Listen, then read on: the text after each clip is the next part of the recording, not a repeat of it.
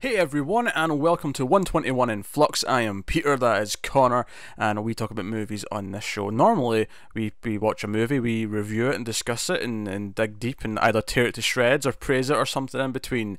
Those are the boring ones, though, the in between ones. It's when we praise it or tear it to shreds that are usually more entertaining.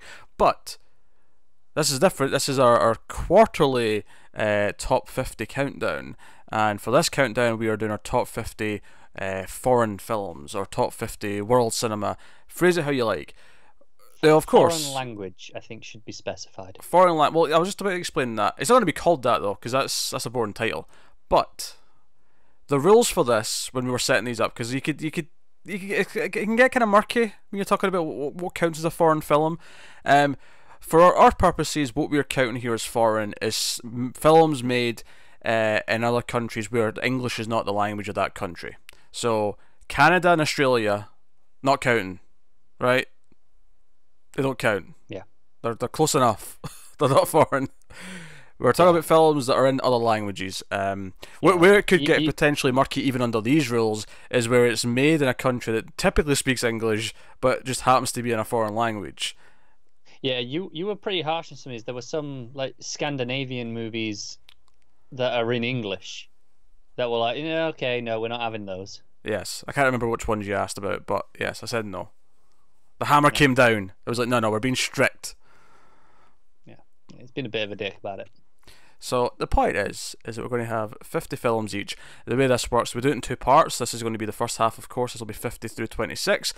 Connor will give one of his, I'll give one of mine. We'll alternate back and forth. We'll give a little bit of reasoning as we go, and that is how we're going to do it. If you've not seen our previous countdowns, there's a nice handy playlist on the channel. We did 90s and 2000s. We did sci-fi. Me and Tim did a top 100 horror movies last year in October as well. So there's a few old lists to go and check out should you wish to. But here we are. This is what we're going to do. So top 50 foreign language films. That's what we're going to do. So, was this a difficult list to make, Connor? Did you struggle with this one? No, not really. I found that unintentionally, as I was making this, I realised my list was very heavily skewed in favour of Asian cinema. And that wasn't something I'd ever really consciously been aware of until I've made this and noticed that now I'm like, okay, I should probably make more of an effort to go to other regions as well. No, I've got a pretty solid list. I feel anyway. I feel relatively happy with it. I'm not actually sure how many of mine are Asian. I wasn't really paying attention. Now, as we're talking, I'm actually highlighting all the ones that are Asian. I'm just curious. I'm just curious. There's probably less than mine. You've probably seen more, foreign movies than me. But I mean, I've seen enough that this list didn't feel like I was, cramming it in. It felt comfortable. Well, that was a big chunk right there. It was very, very spread out, and then that chunk just had a bunch. That's Asia. That's Asia. Is it more than you thought? I don't know. I'm only about halfway. So far, I'd say out of the first half, I'd say it's about 60% Asian. Yeah, that's on the first half. Slightly above that. Second half though might be more varied. Let me. There's 1, 2. There's another one. There's another one. I know this is entertaining the shit, but here we go. I know. I've created an awful thing by saying this. But we're finished. I'm finishing this before I'm done now. It's happening. It's happening. Oh, there's a couple there. I know the top 25 is a lot more 50-50. If anything, it's actually weighed towards non-Asian slightly more. Okay. So I think overall, I've not actually counted them to see if it's 25 vs 25, but I think it's about 50-50 overall. Fair enough. But still, out of the entire world, even 50-50 is quite an Asian dominance, right?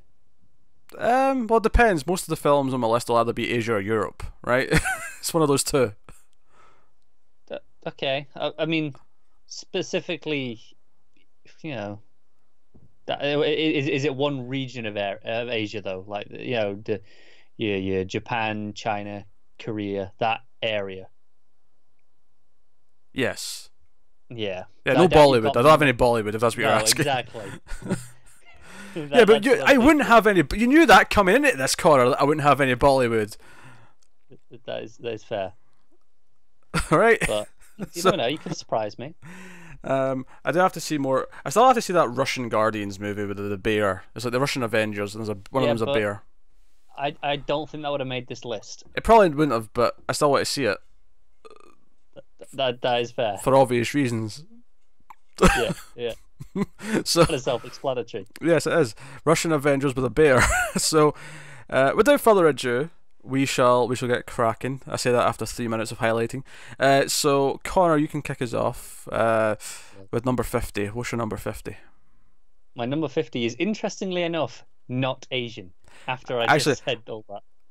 I'm curious here. Actually, I'm actually, because just for fun, I'm curious if we both always remember what country the movie comes from that we're saying, because it's our own lists. Okay. Because you're not going to mix up China and like Sweden, right? Obviously, you're not going to mix those The up. ones that are going to go be like, okay, Hong Kong or just Chinese. Because some people would say, okay, no, there is a difference. I'm pretty sure all the Chinese films I've got are all Hong Kong. Are they? I think so. I feel like most are. Well, that's At least most of the ones I- I've I- seen. No, I've not checked on all of mine specifically as to whether they're Hong Kong or not, China. not that I'm claiming that mainland China haven't made any movies. I'm not saying that. I'm just saying that most of the ones I've Most of the seen, ones that are showing up on your list. yeah, I think all come from Hong Kong, or they're co-productions between Hong Kong and China, and therefore, I mean, That's fair. I've obviously not checked all of mine, and I'm not entirely certain on some of them. yes, I'm just curious. So you have to say what country your film's coming from. And hey, I just as equally. I mean, I used Asia as an example. Sweden and Norway. Try to differentiate between them at a glance. If I can't remember, it's going to be difficult as well. Yeah, So- yeah. That's just that whole region. It's Scandinavian. What more do you want? It's cold in north. My number 50 is Ashes and Diamonds. This is a Polish movie. Oh, right. Yes. Rack a point for Poland. Poland's got one on the board. This is basically I world. don't have the year though. Hang on, let me find the year that it was. That's 'Cause the- Now I feel pressured. No, you don't have to give me the year. I don't know the year for all of mine. Okay, fine. Fine. But- No year. No year. No year. I'm, Doesn't I'm matter. just saying. I'm treating this like a competition now. Poland's got a point on the board. Okay, and we'll see how many it can get. There's my pad. I'm gonna keep note of these. Oh, Christ's sake. It's a great idea. Oh, this is a shambles. We should just start over.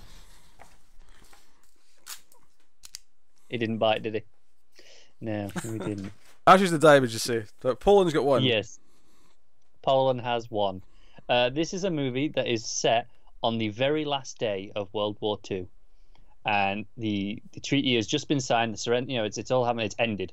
And then a soldier gets one last order to assassinate this guy who's a new governmental position that has been promoted to with the end of the war.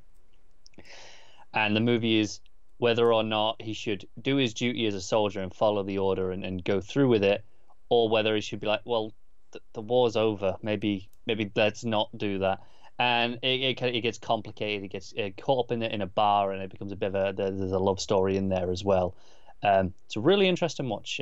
Pretty good. Not seen this one. This is an unknown quantity to me. I've heard of it, but not seen it. Yeah. Cool. All right. My number 50 is a little bit more mainstream and known, and that is Ringu, or The Ring, or Ring, or however you want to pronounce the damn thing. So Japan's got one on the board. I feel like Japan might have a lot on the board by the end. Yeah, Japan I think will be doing quite well, healthy for points by the end of this. So yeah, well, obviously it's the horror film that kicked off J horror, or more broadly A horror for Asian horror.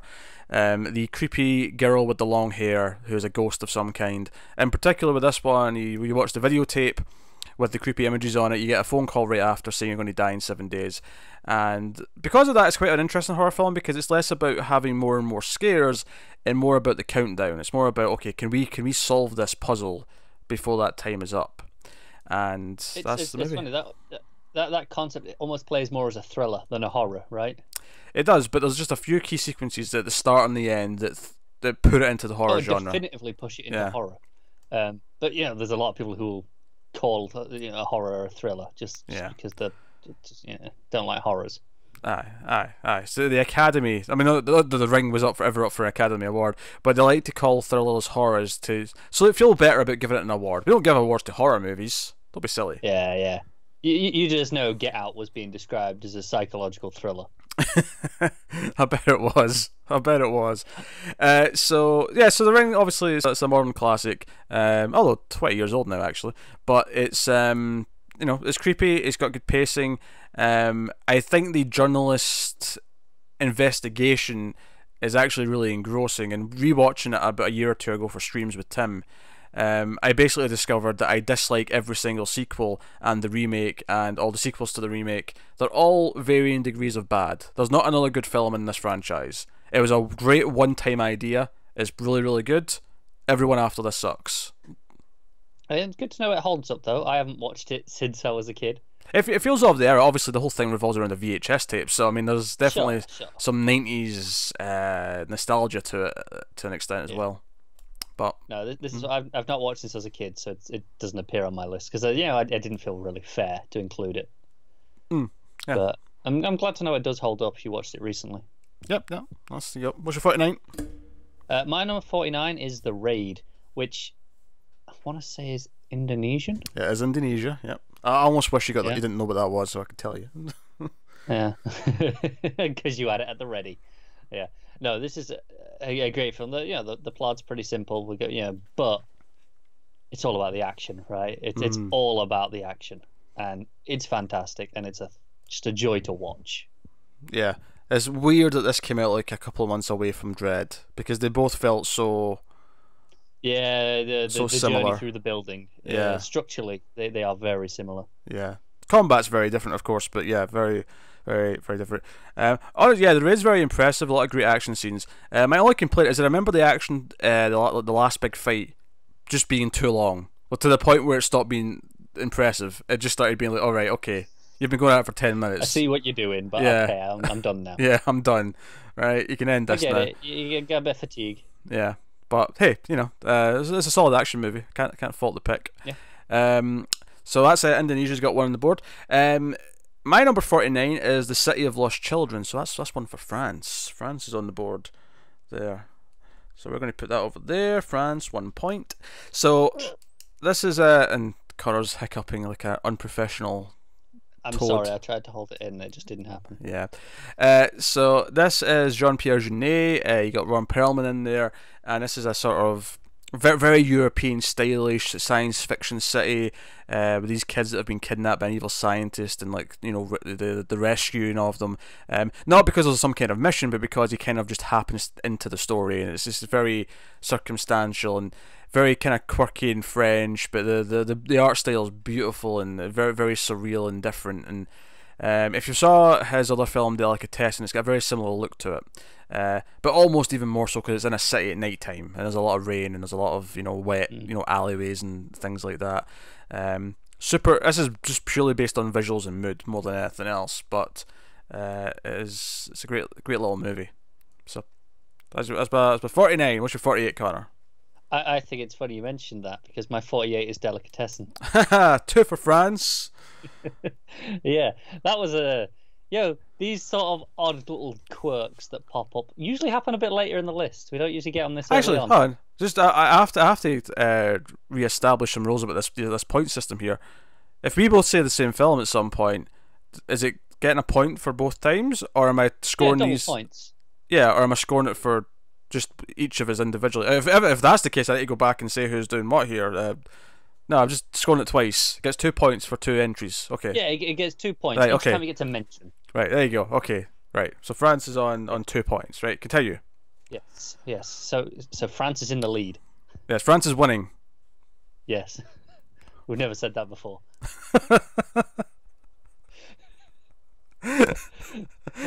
Oh, this was such a great idea. I'm so proud of this. Right, yeah. Go on. It's not bad. Delicatessen, like you said, a lot of what you just said kind of holds to this. It's so much about the mood, that European feeling that it has, and the dark comedy that it brings to that. A lot of visual comedy as well, and it really plays with that. And it's kind of unique. I've not seen a lot like it in terms of the comedy itself. I really enjoy this. We reviewed this quite a while ago now. It was Oh yeah, relatively early on, I think. it was in like the first 3 or 4 movies we did on Flux at the start of Yeah, last year. pretty early on. Yeah, Um, but I'm just one of obviously I'm glad that we watched because here it is now on my top 50. there it is. Yeah. My number 48, we'll go back to a horror movie here. This is Audition. It's also a Japanese horror movie, so Japan is now tied with France. See, It's that heating makes up. me feel better. It's heating up. So, Audition, and it's funny because this might not have appeared had I not rewatched this year for streams. Me and Tim watched this, and I hadn't seen it in a long time. And watching it again now, being I think when I watched this the first time, it was probably when I was a teenager. I had the Blu-ray on my shelf for a long time. Um, I don't think I really got what it was about the first time I watched it, or if I did, I'd long forgotten it. And watching it as an adult and seeing kind of what it's really about, this lonely businessman whose wife has died, faking an audition for a movie, right? Because he's in the movie business. They fake an audition, but the real goal behind the audition is so he can interview all these actresses to pick who he wants to date, not because there's actually a movie to film. It feels very relevant actually in a Me Too world, but beyond that, it's very much about the expectations of men and how they think they get to choose a wife and how everything's about revolving around what they want in the world. And then of course the horrific twist, which is the thing, is the movie goes a long time before the hints of the horror kind of creep in. And when they do, they are disturbing as shit. And there's just these quick little glimpses, and then eventually it goes full throttle by the end. But yeah, it's a bit of a moral. It's a bit of a social commentary, and it's got a lot more depth and meat on it than I remembered from being a teenager. And I don't know if that's because I'm older now and I'm reading it correctly. Appreciate it a little bit more. Yeah. But very very good. That's Audition. Takeshi Miike, of course, the director of that one. I'm sure it won't be the first time he shows up in this. We shall Last see. time even. It See. is the first time. Of course, it's the first time. Yeah, you're wrong. What's your 47? Yes, my 47 is actually a movie from last year that we covered. This is The Villainess. Korea? Yes, it is. Yeah. Right. Okay. There we go. Yeah. I was hoping you would remember that one. I was sure why you look so confused. We only did this like 6-8 months ago. I just hesitated. All right, take me a second. Yeah. Take me a second. This is such a slick action movie. We did a little bit with bit slow in the middle. Did have a little bit of pacing issues, which is why it's relatively low on this list still. But my God, the action was so good, and it's probably my favorite action movie from last year. And there was some other good ones. Mm. So, No, I think that the biggest problem with it is that it peaks in the opening scene. It probably does. The opening 10-minute scene is like the pinnacle of the entire movie. Yeah, I could watch that opening 10 minutes just on repeat. Yeah. And not get bored. Yes, it's a POV. Starts off shooting and then turns into hand-to-hand combat, but it's a POV action scene. It appears to all be one take. It's not really, of course. They'll have some tricks in there, but it is expertly done. Yes, very very visceral, very exciting. Yeah, the action for the rest of the movie is still good. It's still very good and a cut above most movies, but it never quite lives up to that opening. Yes, I feel like they should have had like POV like version 2 at the end to bookend the movie. Yeah, the stuff with the bus. Yeah. I mean, the stuff with the bus was great, but I feel like, no, we want her going through a building again. We want her to do that, but amp it up even more. Even if that means gutting the opening one a little bit, so some of the better ideas are kept for the end, just to ramp up and have the finale. But I mean, hey. So that was 47 we're on. My 47 is Life is Beautiful, so that's one for Italy. Italy's on the board. So that's fun. So Life is Beautiful is the Roberto Benigni film set in World War II. Specifically, he's Jewish, he's got a Jewish family, and it's a love story that ends with him and his family going to a concentration camp. This sounds depressing as shit, and it is in places, but what you'd be surprised to find is it's actually a very upbeat and very funny film, and it's a very much an example of using humour to like talk about a harsh subject, and it's very heartfelt, it's very sweet. And it's very the fact that he made a movie about the Holocaust and it is delightfully fun and cheery for the majority of it. is really It's impressive. impressive. And Yeah. it never feels like it's making light of anything. It's just is what it's making what it's having fun with is just human beings and how they act with each other and the love between them. And then arguably, if something bad does happen, it's even more effective because they feel like such like friendly, nice people that you don't want to see anything bad happen to. And it can be heartbreaking at times because of that. But it's all about the spirit of life and never letting the bastards get you down.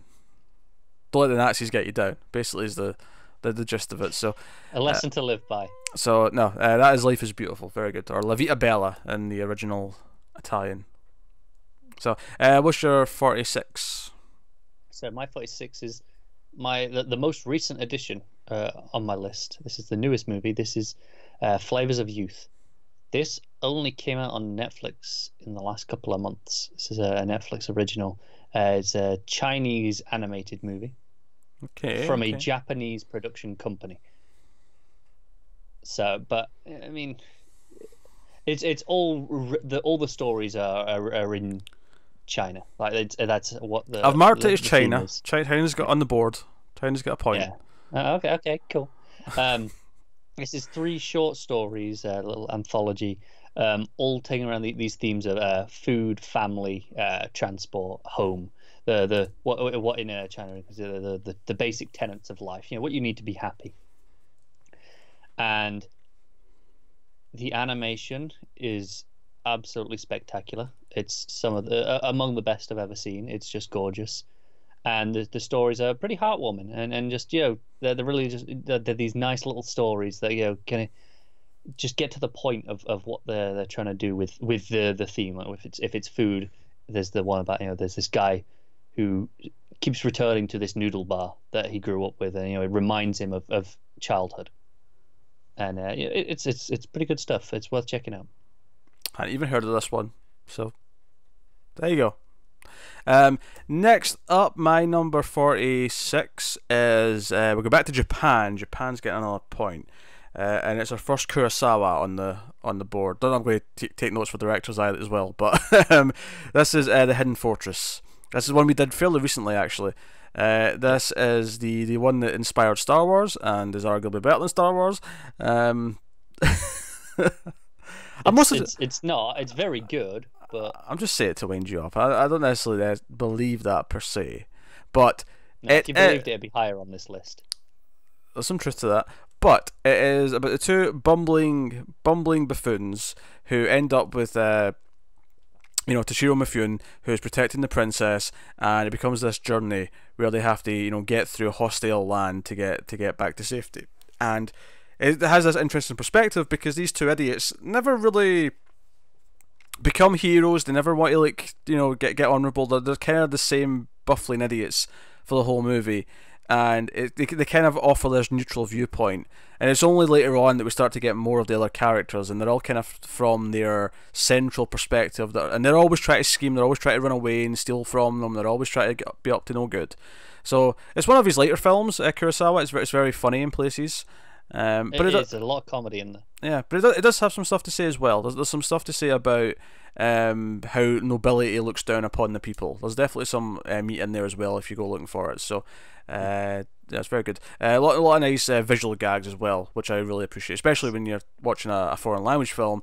Visual gags translate well because they're visual and language is not a barrier. So yeah, and it's not any cultural references either, which are often the cornerstone of comedy.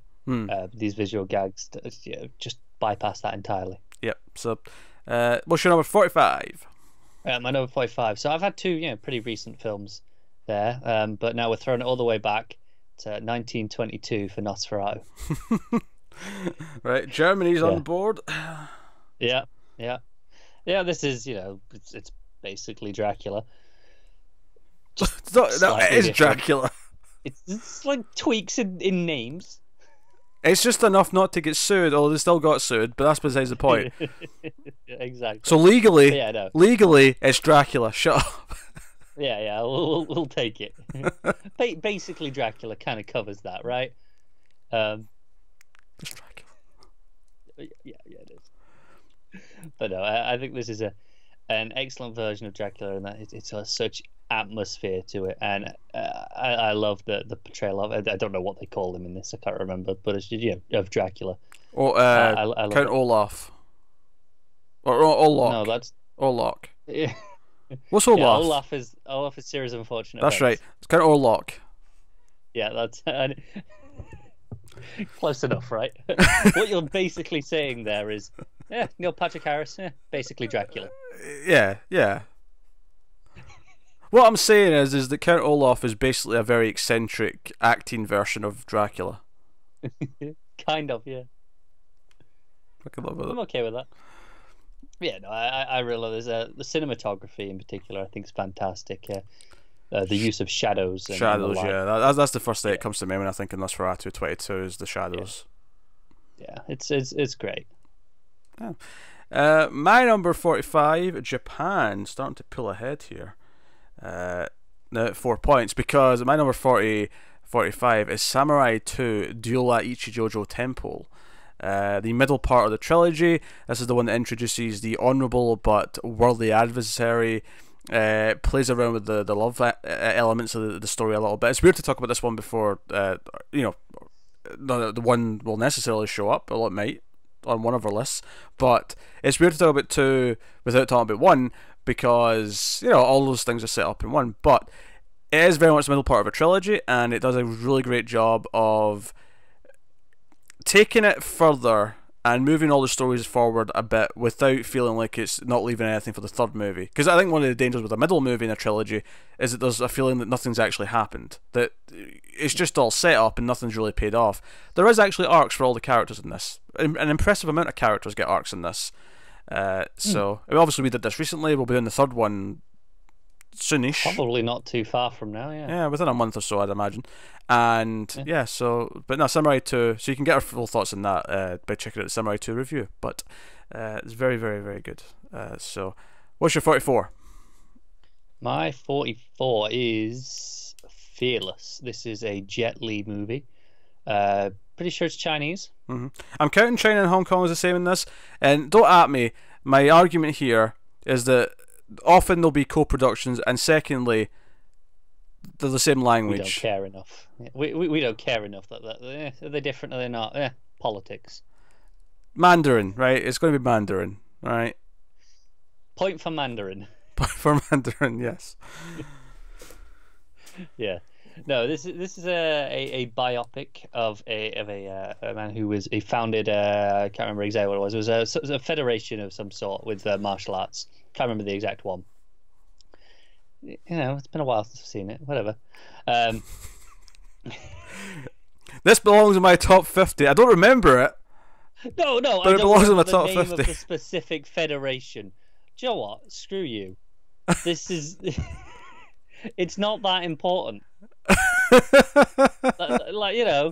It's that's like saying karate and judo. Does it really matter? Yes, they're from different countries. Okay, sure, but does it really matter? Oh, well, fine. Oh, there you go. Look, fine. It is the Jinwoo Sports Federation that he was the founder of. You happy now? Hey, I would have let you away with not telling me, but you made a point of pointing out that you couldn't remember. It's been a long time. You made an excuse for it. So you know what? I'm just going to make you dig that hole deeper. That's what that is. You could have blasted past that. I wouldn't give it a shit. But I could have done, but it's too late for that now, isn't it?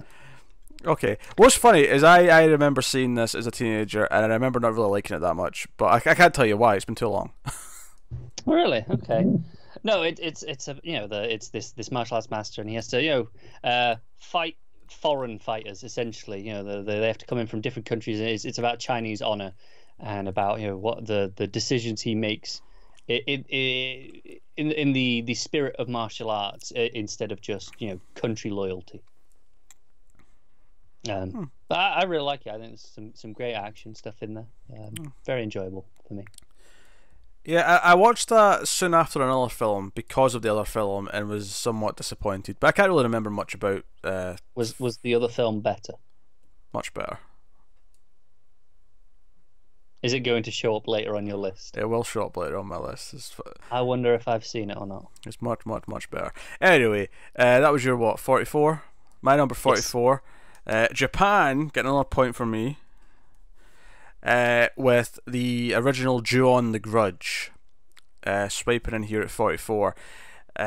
This is obviously more of an anthology than the American remake. Although the American remake's actually a pretty solid remake, to be honest. Like, it's not a bad movie, but the original doesn't go out of its way to explain too much, and it has some extra stories, because the American one has this need to have a main character, so it kind of comes back round to Sarah Michelle Gellar's character, but the Japanese one kind of sticks away from that, and it has these separate stories that add to the overall sort of like the legend of the ghost and why she's in the house, but more importantly, how it spreads to different characters who enter the house and why they enter the house. Why does it spread to these various people? Everyone remembers the head under the covers scene.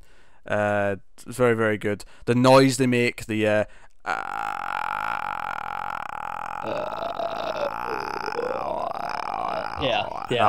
I love that noise. It's very good because of that movie, obviously. It's very good, and of course I can't mention the Buffy the Freudian slip there. I can't mention the Grudge remake without mentioning Clea Duvall, who you may not know this, but she was in the hit television show Buffy the Vampire Slayer.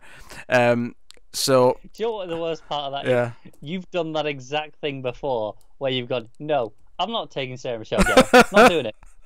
It's too easy. I'm better than that. I've gone with Clea Duvall because she's lesser known. Yes. Dude. Also, Sarah Michelle Gellar's boyfriend in that movie was in the not so hit television show Roswell.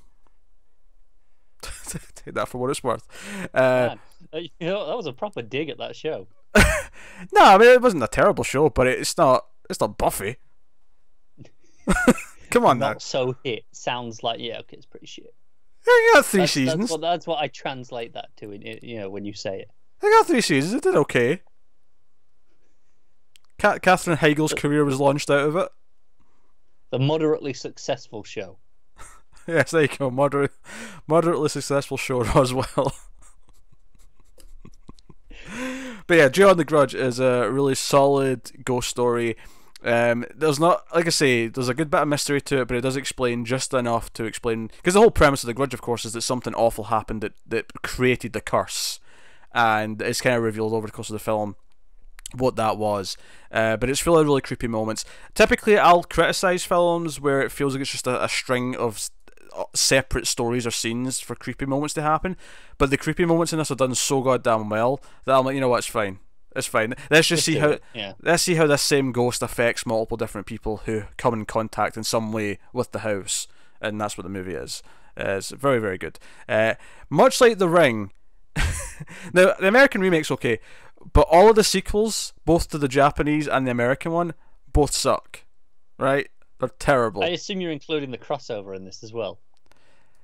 Oh, it wasn't too bad. I mean, that's probably the best one out of this. If you're going to count that as a sequel, that's the best one. But mostly because it's like batshit insane and wacky, so therefore it's kind of okay in that way. Yeah. But like Ju-on 2 The Grudge was rough shit, and then Grudge 2 US was really, really bad. Grudge 3 was like slightly better in the sense that it felt like a really mediocre direct-to-video movie, but it wasn't good. Like, you know. Fair enough. But there you go. What's your number 43? 43. Oh, back to something more recent. We've got Blade of the Immortal. So another point for Japan, right? Yeah. Takeshi Miike once again. That was his second film on the scoreboard. Yes, it is. We covered this start of this year, maybe. It was like February time, March maybe. Yeah, it was when we were doing catch up for last year. Yeah. So if you want full thoughts, you can go and check that out. But this it's such a great pace. I mean that it's structured like a video game. That's why I hesitated with the Villainess, because we did this and the Villainess back to back, and one was Japanese and one was Korean, and that's why I paused. Okay. I had to stop and think about which one was which. No, okay, I'm with you. Yeah, no, this has got a great pace of it's kind of structured like a video game in that there's sub bosses and you're working your way up to the big boss, and there's some great action sequences, some a good variety of different weapons as well, and Yeah, some yeah. just batshit insane things. And the fight scenes get pretty bloody in a couple of cases. There's one fight scene in particular that ends with a really brutal death. Yeah, yeah, it does. I'll just say against a tree. That's all I'm saying. Yeah, yeah, it's so good. It says a lot. That, I knew exactly which one you were talking about. Oh, damn Pretty right memorable. you did. Yeah. Yeah, and it's got that classic thing as well, where it's this the disgruntled samurai with the young girl, and she's like, "Oh, I believe in something." He's like, "I don't believe in anything. Like I hate everything." Yeah, it's got a bit of heart to it, hasn't it? That kind of makes it more than just some action. I don't know. I mean, someone can translate it for me, but it really should have been called The Last of Us, but in Japanese. I can't argue with that. Yes, 43. My number 43. Something a little bit different, and a point for Italy here with this one. Where's my Italy box? There it is. This is Zombie 2, aka Zombie Flesh Eaters, depending on where you are. How can it be Zombie or Zombie 2? Oh, I love explaining this. So you were waiting for me to ask, weren't you? So here's the thing. So this is an Italian film, right? And in Italy, it's called Zombie 2, because in Italy, Dawn of the Dead was called Zombie. This is an unofficial sequel to Dawn of the Dead in Italy, so it's called Zombie 2. In the US, well, there's no Zombie 1, so it's just Zombie. Okay, sure. And then the UK title is Zombie Flesh Eaters. To make matters even worse, they made a sequel to this in Italy, and obviously called Zombie 3. They took that to the US. Well, we'll just call it Zombie 3. 2. No, we'll call it Zombie 3. So in the US, you get Zombie and Zombie 3. There's no Zombie 2. Oh, that hurts me. I'm just thinking of those next to each other on my shelf. That hurts. And then the UK title, though, did the smart thing, called it Zombie Flesh Eaters 2. And then... Oh, I want that version. And then Then there was a Zombie 4, which is Zombie 4 in the US. So in the US, there's Zombie 3, and Zombie 4. And then that was Zombie Flesh Eaters 3 in the UK. So there's your history of titles there. This comes up every time this movie comes up, especially with someone who doesn't know the history of it. This question comes up. I had to ask, and I kind of regret it. But what I learned is that us Brits do things properly. So this is Italian. This is Lucio Fulci directing this, and this is the infamous zombie film where a zombie fights a shark, and it's notable because it's a real shark, and they shot it by sedating a shark and having like the stunt actor in zombie makeup actually go for it. Not in every shot. Like some of the shots, it's not a real shark, but there's a lot of actual real shark with a person. Like more than you should become. You can tell this is a foreign film. They don't have the same regulations at the time as other places did. It was like, yeah, just do it. Yeah, just do it. Jump in with a shark. So it's a really interesting sequence, but it's got really cool synth music because it's 1979 Italian. It's got that kind of score to it. The characters make really absurd decisions, but there's so many like big money moments. There's a wood splinter in an eye at one point, because these zombies do this weird thing where they kind of use tools a little bit more than what you'd think of a typical zombie doing. Where they'll try and like kill you with something or push you into something, as a way to kill you rather than just biting you. Although that's still ultimate their aim is to eat you, but. I should hope so. The zombies still. But now, great practical effects. The zombies look fantastic. Really slick style. Great pacing to it. Great death and gore scenes. Yeah, it's definitely one of the most schlocky films I've got on my list. But it's got a legacy for a reason. This is a big, people who like their horror movies. This typically shows up on their lists in there. So yeah, there you go. Fair enough. I wasn't. I think that might be the first one that I've not been familiar with at all. Really, never heard of that. Never heard of. No. Okay. I've heard of the zombie shark thing, but none of the rest of that I never heard of. That's surprising. All right, what's your 42? Yeah. 42. So now we got the first time that we have a repeat, because this is where I have Hidden Fortress. Ah, okay. Yeah. So you kind of covered it all already. And we spoke about it recently. What I will say is, this probably wouldn't have made my list if we hadn't rewatched it recently. because I liked it more this time.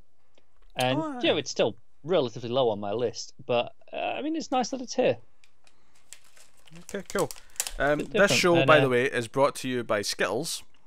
So it's really not. go get a bag of Skittles. I'll accept my check. Skittles I Incorporated. wish it was brought by Skittles. We will take the money. Yes, we will. It's brought by Skittles. In fact, you can pay us in Skittles. No, I want money. We'll work up to that. We'll take Skittles first. What we'll do is what we'll do is we'll take Skittles for a bit, and when they realise, hang on, we're getting a real sales boost from them, we can go, look, now we want the cash. Okay. I was just spacing up your Hidden Fortress since we already talked about it. Yeah. Spacing up with Skittles. My number 42, go back to Japan. Oh, Japan's racking up points now. Not that I'm surprised, but so this is Three Outlaw Samurai. This is a notable one because I feel like, okay, most samurai films I think of Japan of the 50s, 60s era or Kurosawa, right? But obviously there's the trilogy, which isn't, and then there's a couple of other random ones that aren't. And this is one where, I got the Criterion Blu-ray at some point. I'm like, okay, this looks interesting. Is it good? But, it's not Kurosawa, so does it have the same prestige? What is it? Actually, upon looking it up earlier when I was just fact-checking something, it turns out it was actually kind of a weird spin-off of a TV show in Japan. It's completely standalone. Like I didn't know this when I watched it, but apparently it's connected to a TV show. But it's basically these peasants kidnap the daughter of this the local lord or whatever, and they kidnap her not to do anything bad, but because he's been so cruel to them with these taxis and how he treats them, and they're not even being mean to her. They've just got her in a shed, and it's like, hey, we're just wanting him to put in the taxis. He's been too corrupt and evil. We want better conditions. So, but they're not mad. They're not bad to her. And this wandering samurai kind of wanders in here, and two samurai from the Lord come as well, and they kind of all end up siding with the peasants, and they essentially protect them. And the Lord sends armies and armies, and those three samurai fight them off and protect the peasants. It's really good. It's really exciting. It all builds up. It's got one simple plot. It's solid. Great fight scenes. I highly recommend it. That's from the 60s, 64, I want to say. Yeah. Okay. That sounds cool. Yeah. No, I recommend it. What's your 41? My 41 is Ip Man, which is I want to say Chinese again. Okay. Yeah. So this is a Donnie Yen movie, and it's kind of similar to Fearless in that this is another biopic of someone who was big in martial arts at the time. Became founder of another school of martial arts, that sort of thing. And this one is set a bit of a different direction though. This one is set during the Japanese invasion of China, the 30s, and he is a challenger. He's not a teacher yet, but he's respected as the best martial artist in the village, in the area. Mm-hmm. But he's not a teacher, even though he probably should be. And then the invasion comes along, and he has to stop doing the martial arts and become a worker to support his family during this terrible time. And during this time, he then learns that he becomes a teacher and starts teaching the workers at the factory for self-defense against the invading Japanese, and kind of learns what it is to pass on and be a teacher and become just a better person basically. Yeah, no, obviously I've heard of this one. I've never seen it. Yeah. Well, it's one of those things that I remember when I was buying a lot of DVDs in my teens. I remember it was always kind of on the World Cinema shelf, right? It was always there when I was browsing, and I just never grabbed it for whatever reason. So. No, it's good. It's worth a watch. One day, I'll get around to it. It'll be a thing. My number 41, and I'd love to have put this at 21, but it just wasn't that high. But this is The Murderer Lives at 21, because that'd have been funny. I was wondering what this was gonna be then. Well, the 90s list, My Sixth Sense, just happened to fall on number 6, and I didn't even mean that. It just happened. Yeah, no, it's funny. At the end of every month in our Facebook group, just search for Alphas on Facebook, come and join us. We post a thread for the watch log of here are all the movies I watched this month. Yes. And turns out the Seventh Seal was the seventh movie I watched, which was just a funny coincidence. And then you noticed something similar, right? Yeah, it was because I always separate whenever I'm looking at what I watched in a month and I'm posting my list. I separate my new watches and my rewatches, and Seven Seal was seventh on my rewatch list. Yeah. But I only checked it once you said. I was like, where's it in mine? I was like, oh, it's also seventh. Because I number mine as we're going through, just so I can keep track of how many I did. And that's how it just stuck out to me, and it was just a fun coincidence. Yeah.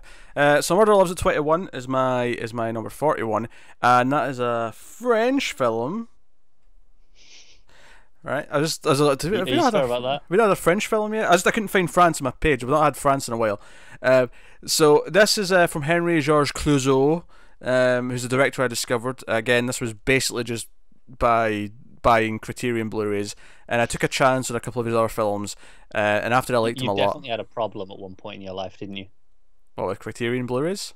Yeah, just buying them on a whim. Like, there might have been a period from 2010 to about 2013 where I spent an unhealthy amount of money on Criterion Blu-rays, like really unhealthy, because they're expensive. It's not like they're cheap. So no, they're not. But hey, I did discover a lot of fantastic films through it. As we'll see as we're going through this, and how many of them have Criterion releases. But this is a more of a jokey film. Like his films are usually really tense and really good at suspense. This does have some suspense, but it's a bit more quippy and jokey and lighthearted. It's there's evidence to suggest that this murderer lives at this 21 on this street, which is a boarding house with several tenants in it. And the detective, the PI, goes undercover as a priest to just spy on everyone and try and figure out who the killer is. But his girlfriend's also kind of getting in the action and trying to help, and it's kind of this wacky comedy, almost not too wacky, but just enough jovialness to it that it's not super serious. But it's very delightful. Out of the three films I've seen from this director, it is the weakest. So I mean, I guess that kind of spoils the two of my other entries coming up. Two more popping up somewhere. Yeah, but it's still fantastic. It's just one of those things where I really need to check out the other films that he's done. These are the ones that all had Criterion releases. Maybe there's been one since then. I've not been keeping track as much in the last couple of years, but very, very good. I would recommend it. So that is the Murderer Lives at 21, to say it properly. What's your number 40? My number 40. This is Grave of the Fireflies.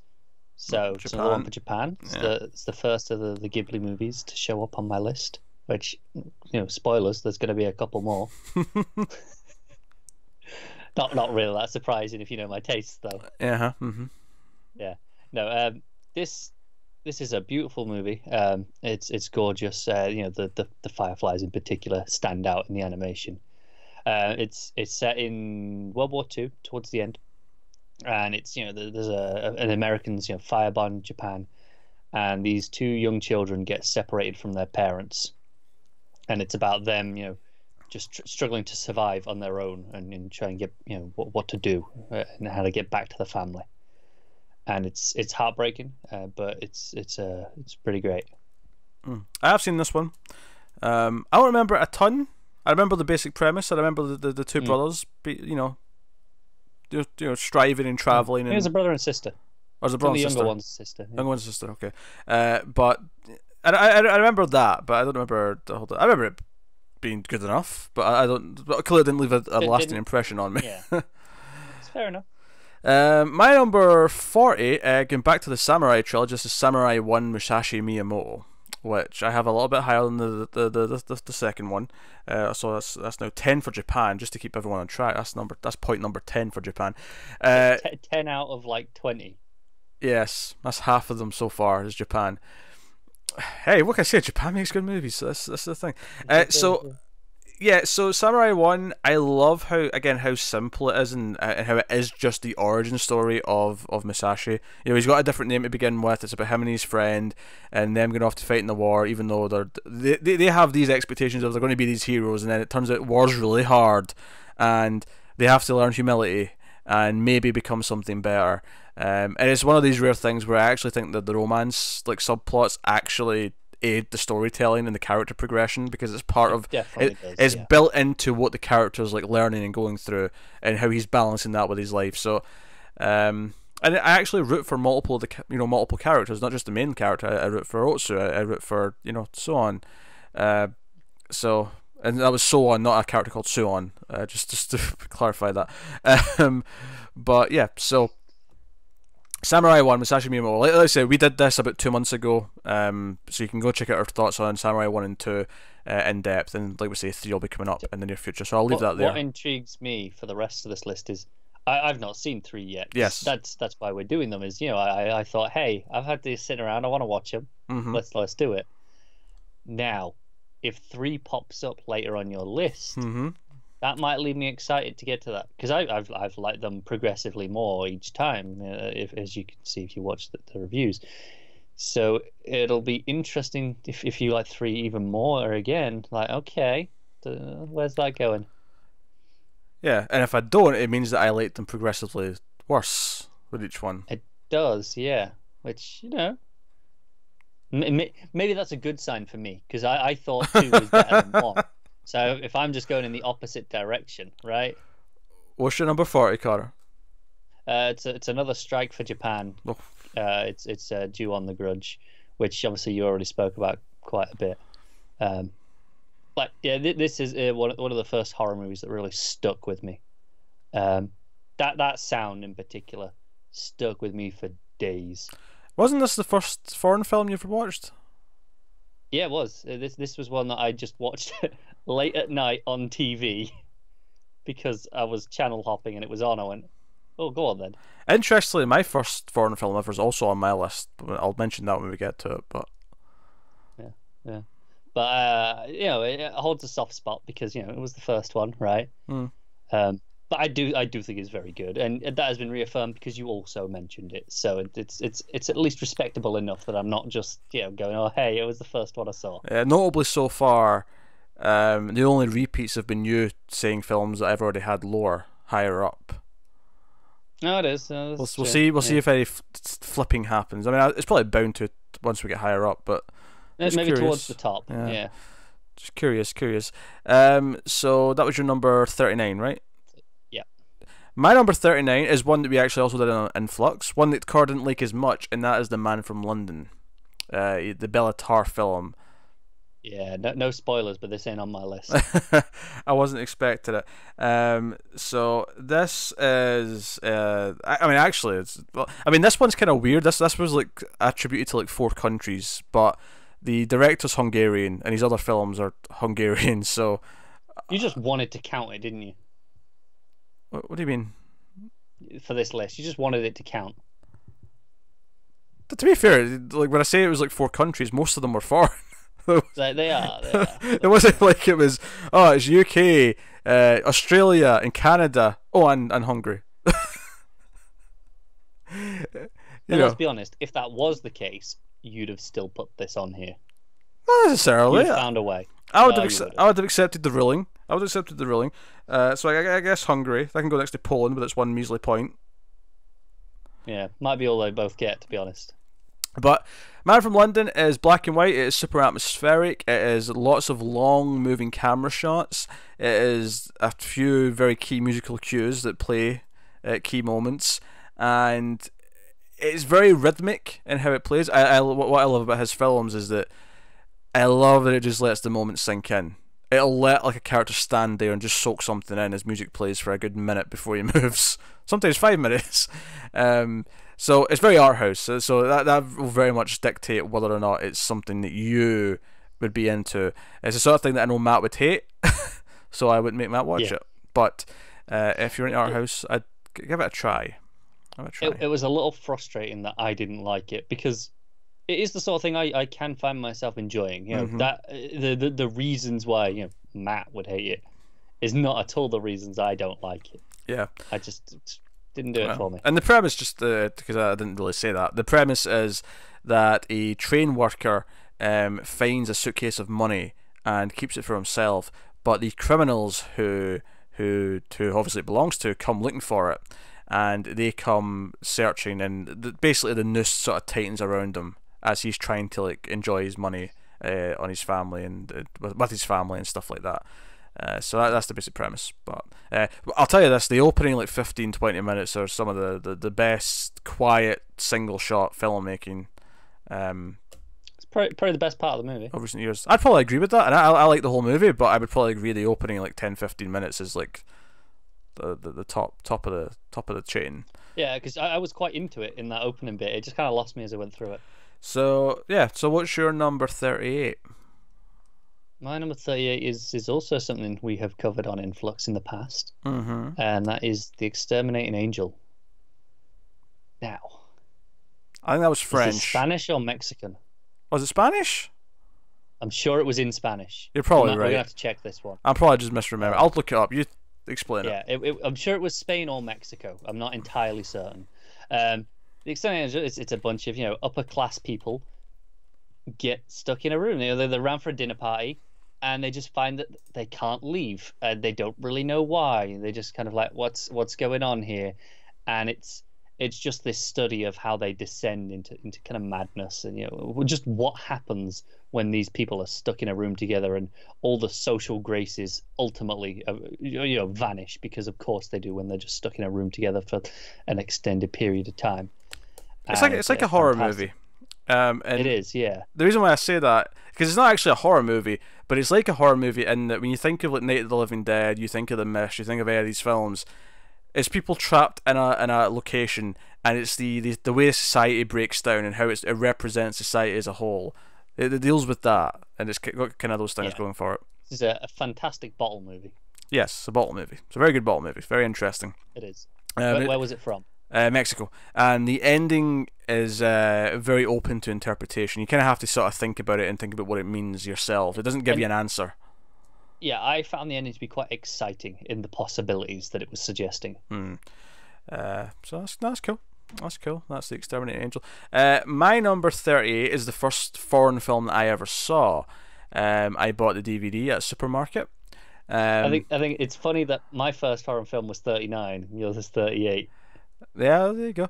It's also a Japanese film, so I'll give that a little tick. This was, I had been kind of building up to watching some foreign movies. I think I'd have been about 14, and I hadn't really seen any yet. And I wanted to try it. I was like, I was really getting into films at that time. I was starting to I like how you made a conscious decision. Yeah. I was just like, oh, this is on TV and it's 2 a.m. Why not? I was trying to seek out classics and stuff at that time, and I wanted to get into foreign movies, and I got a cheap DVD of the original Japanese Dark Water, which is in the same director of The Ring, Hideo Nakata. Nakata, yeah. And it is, again, it's a supernatural movie, so you get your scary ghost, but it's very much about a mother trying to protect her daughter, and or her son, I think, actually. And it's full of long dark hallways. It's the entire thing is that there's water dripping down from above, and there's something on the building, and she can't quite find what it is. But there's something more sinister happening. It is a slow burning atmosphere, but it stuck with me. It always has stuck with me. And yeah, there's a little bit of a special sort of place there because it's the first foreign movie I ever saw, and I kind of fell in love with it, because I think one of the things about watching foreign films that's so good is there's something really interesting about watching a film made in a fairly different culture. It feels a little bit more alien to you. And I think for horror especially, that adds to an extra kind of... hell, that's something that the Grudge remake played with, because they still set it in Japan. So they had the fact that the characters fell out of place and felt like they were in a different culture as part of the plot. I think that this is something that horror has relied on for as long as it's been around, is the unknown is scary. Mm-hmm. And maybe you're not necessarily scared by different cultures, but the idea that you don't really know, there's that uncertainty, so it's easy to play up that fear through that. Yeah, and of course it's made for a Japanese audience, so that's not even a factor for them. But for us, yeah. But yeah, it adds this extra little layer, and it was interesting seeing that for the first time, and it's something I'm just used to doing now because I watch a lot of foreign movies. But I remember that feeling like just kind of, oh, this is interesting and different. It looks different to like a Hollywood movie. It feels different. And that was kind of exciting. But Dark Water is very good and has some creepy moments, and I do like it more than the original Ring. I think it's a tighter overall plot, although the Ring does have the big showy ending that everyone remembers it for, and why it became like the huge thing. I never saw the remake with Jennifer Connelly. Never cared to. I'm good. Don't think anyone really blames you for that Yeah. one. What's your 37? My 37 is another Ghibli movie. This is Howl's Moving Castle. So this one is, young woman gets cursed by a witch to be in an old lady's body, and she's got to go seek out, this attractive young wizard to try and fix her. And the Joe, it's young funny. wizard. I know I've seen this, but none of this plot sounds remotely familiar. Well, the wizard Howl happens to live in a castle that's on legs because cyberpunk. Well, Yes, steampunk. I vaguely recall the castle moving, but that's about it. Yeah. Because steampunk reasons and magic, and why not? And it's essentially just becomes a bit of a romance story between them, and it's about accepting appearance, not being just a bitch about someone's appearance, those sorts of things, inner beauty, all that, the usual stuff that you get in those. But I really like it. I think it's a blast. I think it's really fun, and its core premise is quite simple, and I think that's to its advantage because it lets things like the castle and the great designs really shine through. Yeah. My number 37 is actually well, I think it's Hong Kong, but it's Raise the Red Lantern, which is a Zhang Yimou film. And I looked for this because it was one of his big films from the past. After I saw some of his newer stuff, and really liked this. This one's more of a romantic drama, and this lord, set in the 1920s, I want to say, and this lord gets a new wife. This is his fourth wife, and she's very young, 19 I think. And the idea is that each night he picks which of the four wives he's going to spend the evening with, and they hang a red lantern outside, whatever, because they all have their own little houses essentially inside the castle. And he's of course more obsessed with the younger one, and the film deals with a lot of the themes of that. There's like infighting with the wives, there's like these jealous sort of rivalries, and the new wife isn't like wanting to be like having fighting with anyone, but she's hated as soon as she arrives, and it's kind of dealing with a lot of those relationships and the tension that comes out of that. A bit of a social commentary on some of these issues, using this as a vessel to sort of tell that story. Very beautiful. It's very touching in places. It's very deliberately paced, if I can say that properly. And yeah, it's just a really good drama. So that's the thing. Like so many of these movies, where we've got horror movies and samurai movies and these big action movies and creepy movies, and this is just a really solid, well acted, well directed drama with a really strong script. So, Raise the Red Lantern. Sounds good. Yeah. Yeah. I gave that the point already. I did. Yeah. Okay. Right. Yeah, you did. Yeah. So, what is your 36? 36? Oh, this is Sympathy for Mr. Vengeance. Oh, aye. Which I have a suspicion, if nothing else that I've mentioned shows up, I feel like this will probably show up higher on your list. Uh-huh. I'll be surprised if it doesn't get a mention, given that what I know of your tastes.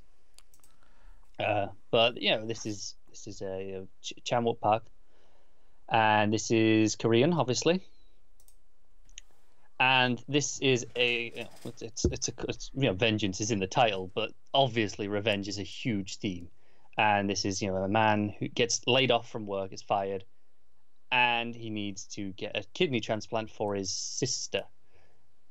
And in revenge, she's like, well, we need a kidney, so let's kidnap the guy who's just fired me, his daughter. And naturally, things go horribly wrong, because that's the point of these movies.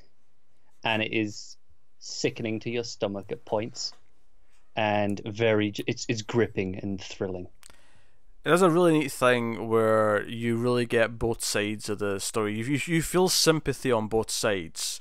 And that's kind of how the movie works. That's why it's called Sympathy for Mr. Vengeance. You understand why both did what they did, and you get both sides of the story.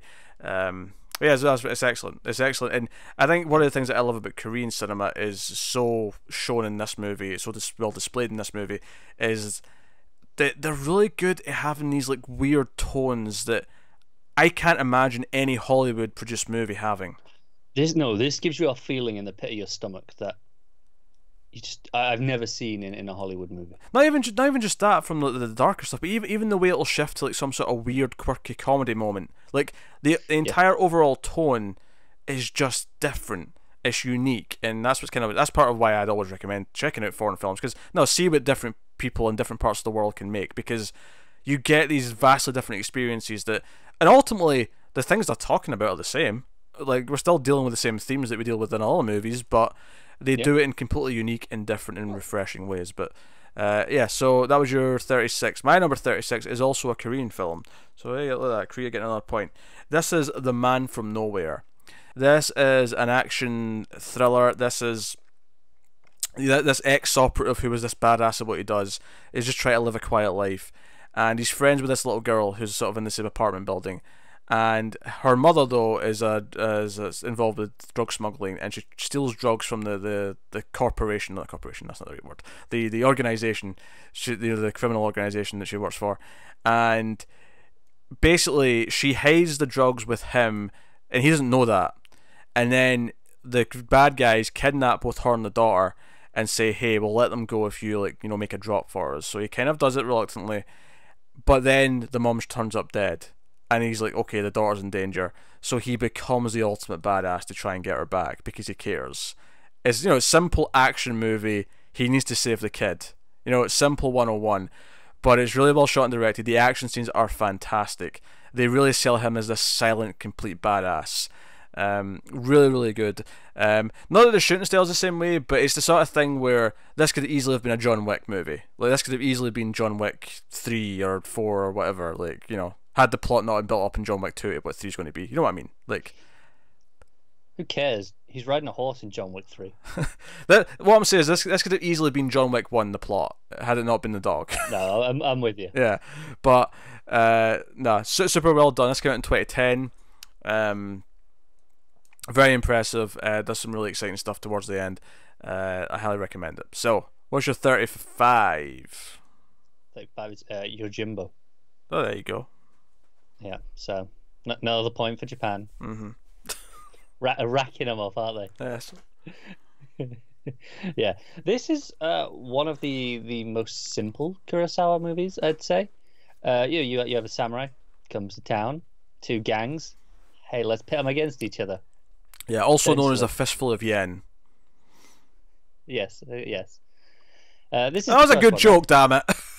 No, I was just, yeah. For those who don't know, it was loosely remade into A Fistful of Dollars, the Clint Eastwood movie, right? That's what the joke was. Yeah. No, but it's very good, and it's one of the tightest Kurosawa movies. It's on the shorter side, if I recall. It's definitely under 2 hours. But some great action as to be expected. I mean, Mifune does a great job as always. It's still a Kurosawa movie, mm-hmm. And it's really fun in a different way to Hidden Fortress. Hidden Fortress is fun in a comedic sense. Yojimbo's more fun in just an action sense. Yeah, although that said, I would say that Mifune's character is actually kind of similar in a lot of ways, and in the way that he'll just come in silently and just observe and try and be peaceful about things, and then other people provoke him into the action, and then of course he's Sanjuro, yeah, which is the name of the sequel, yeah, which is notable because Kurosawa didn't exactly do a lot of sequels, but this got a sequel. It did get a sequel, yeah. Yeah. So, Yojimbo's great. I love Yojimbo. It's a good movie. So. My number 35, I'm going with this is Hong Kong. This is another Zhang Yimou film, actually. This is The House of Flying Daggers from 2004. And this is a very pretty film that stuck out to me. It's got really good music, and it's got really great fight scenes, but there's some really stunning sequences in fields, and there's one in particular in a bamboo forest. Really standout moments, very sort of beautiful and tranquil, even though it's action sequences. Really exciting at the time when this hit. And like I say, I mean, this would have been quite quick. You can tell that after Dark Water I started watching a lot of foreign films quite quickly, because this was the year later. Yeah. But this get them in me. And it's not like that was the second one I watched. There was a lot of movies before I got to this one. But yeah, it's really good, really good. Really exciting. And there's a nice little twist in it as well. Nice little twist. One character finds out the person he's protecting, there's something about her that he thought that wasn't quite true the entire time. There's a lot going on. So, what's your 34? 34. Lost track where I am on the list. There we go. Spirited Away. So, yeah, back to Ghibli again. A bit of a cluster of them around this, 30s to mid 30s to mid 40s range. I'm not going to tell you how many Japan's got now. I'm going to wait until the end of the video and It's going to be way too many. Let's give be you a honest. rundown of all the countries so far. Oh, are we doing that at the end of this part as well? Yeah. I'll give you a end of part 1 update. Okay, that's cool. I mean, viewers, you could be keeping track yourself. Do some work. I'm sorry, no, it's kind of just sad what Peter's doing. Let's be honest. But no, Spirited Away. Young girl. She moves home. Yeah, they moved to the city suburbs, I guess, and gets finds herself in another world entirely, and it's all these spirits and demons, and it is very much about how to cope with moving at a young age, because you lose all your friends. It's a completely different environment. The only thing that really stays the same is your family, right? And that's something I went through. I moved at a young age. I didn't move drastic. I didn't move city or anything, but I moved schools, and I did. So all of a sudden it's like, okay, here's all these new people. Make friends all over again. Everyone's already got their friends, right? When you move into the middle of a school life cycle, and so it's integration. It's kind of weird, and you lose all the friends that you had before. You don't necessarily get to speak to them as much. I mean, you do now because Facebook, but it was Get to different your goddamn point. Oh yeah, I was saying, so this one it stuck with me more than a lot of the other Ghibli movies in that it felt I get a bit of I could relate to it a little bit more than some of the others that I've mentioned, I'd say. And it's beautiful, and it's heartwarming by the end. I've seen this. Yeah. Yeah, it was good from what I remember, but yeah. That didn't blow me away as it did you, clearly, but my number 34, I actually have, that's 2 in a row I've got for Hong Kong, is Chungking Express. That showed up in my 90s list, actually. This is an anthology romantic drama, split in 2, and there's a little connection between the two, but not much. Like, it's mostly, and both the male characters in both stories are cops who've either, one's been dumped, one's had his partner's died, and it's about kind of finding romance and dealing with the rebound, the aftermath of the breakup or the death, and moving on. Like, can they move on? Is there hope to move on? And fleeting possible romances that might happen to each of them, sort of in very short spans of time. But it's very beautiful. The visuals are fantastic. Like, going around the city, like, there's a lot of bright city lights. There's a lot of like really touching moments. A lot of atmosphere, which in a romantic drama I wouldn't necessarily associate that with atmosphere usually, but this is filled to the brim of atmosphere. And I really appreciate that. It's the kind of thing where the story is there a vehicle for a tone poem almost, but not that it's like an abstract thing by any means. It's not, but it's kind of there to like guide you through these feelings, as opposed to being like, oh, this intricate plot that is going to like give you shocks and twists and turns. But it's really solid, really well made. Warkong Wai. I did this last time I brought it up, actually. I couldn't remember the because Chinese names, you say them backwards, but they're not always written backwards. So just to correct myself live, I'm just going to get the name up and actually say it properly. Yeah. So, but no, it's very good. It's very, very atmospheric. Very. No, it sounds pretty good. I mean, I'm sure I've said this when you've mentioned it before. Yeah. Karwai Wong like the sound of it. is the name of the director. Karwai Wong. So yeah, he's done a lot of like romantic dramas and stuff, but this is the one for me that stuck out of the ones that I've seen. This is the one that spoke to me the most, I think, out of all of them. But yeah, so what is your number 33? Yes. Yeah, we're back to Japan, back to Kurosawa. This is Rashomon. We haven't covered this one yet, actually, because we've not done many. It was Hidden Fortress wasn't the first one we did, was it? No, the second. Samurai one, though. First Samurai one, but yeah, second overall. Yeah, but no, Rashomon. This is the famous one of okay, here's all the same story from the different points of view, and the truth being subjective, kind of, and how things change based on perception, and it's been parodied and done to hell in the decades since. You've you've certainly seen some version of this, even if you haven't seen this one. Although you should see this one because it's great. Most likely, you've seen a TV show do an episode like this. Yeah, a lot of them have done it. Yeah. Some better than others. Mm-hmm.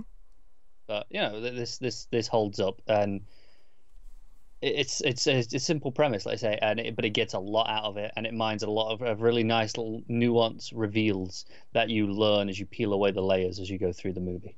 My number 33 is a Korean film. Back to Korea. Korea's starting to shop a lot for me, actually. This is the I Saw the Devil, which is a very intense film. It's another revenge film. Korea seems to have a thing about revenge. Very good. But this, I wonder if it's a cultural thing. Maybe it is. But yeah, there's this vicious crime that happens to someone at the start, and it's the loved one seeking revenge for that on the killer. And the killer is like super sadistic. Like the opening scene really makes you hate his guts for what he does, and then the rest of the film is following the main character coming after him. And not only just like, it's not like he's difficult to get to. Like, there's not really that much of the film to start. A lot of it is what he does once he has a hold of him. A lot of it is, it's not just that he wants to grab him and kill him immediately. There's torture. There's almost in fact, I think at one point early on, he actually lets him go because he wants the chase to be part of it. He wants to know that he's coming. It's like full on, like absolutely balls to the walls torture. But you're rooting for him the entire way because you saw what he did. Like you're completely on his side. It's a proper bloodthirsty revenge movie, and really well done as well. So very good, very extreme. I'm gonna be honest.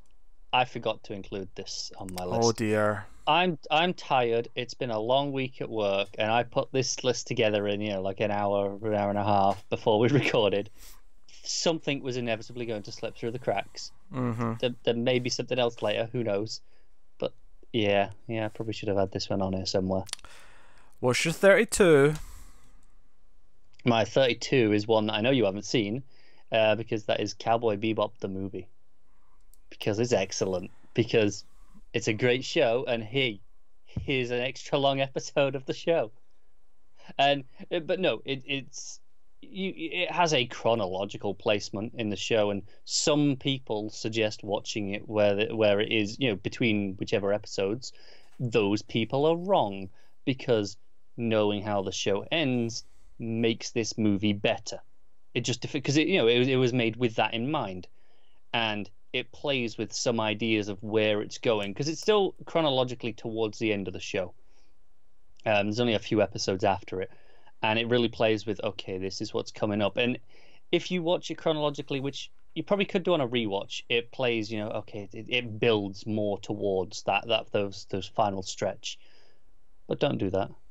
Just watch it properly, because it's fantastic. And the only thing I have to say bad about it really is there is one sequence towards 2/3 through that is overlong, and it's significantly overlong, which is why it's down in the 30s. Otherwise, this would be maybe 10 places higher if this sequence was edited down, which is a shame.